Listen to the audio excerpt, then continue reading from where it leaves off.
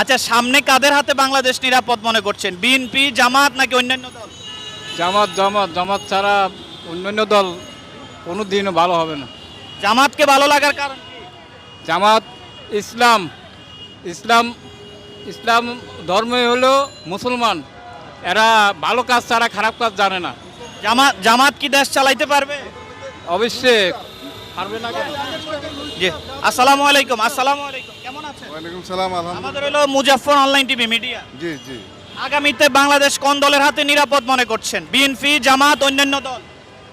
আগামী দিনে এই দেশে বহুদলীয় গণতন্ত্রের প্রবক্তা শহীদ রাষ্ট্রপতি জিয়াউর রহমান এবং তিনবারের প্রধানমন্ত্রী বেগম খালেদা জিয়া এই দেশে গণতন্ত্র প্রতিষ্ঠা করছে বাংলাদেশ জাতীয়তাবাদী দল বিএনপি। এই দেশে একমাত্র জনগণের অধিকার প্রতিষ্ঠিত করার জন্য বাংলাদেশ জাতীয়তাবাদী দলে এই দেশের জন্য নিরাপদ, যেটা আজকে আমাদের ভারপ্রাপ্ত চেয়ারম্যান জনাব তারেক রহমানের নেতৃত্বে আজ বিএনপি সুসংগঠিত আছে। এই দল আগামীতে ক্ষমতা আসবে ইনশাল্লাহ।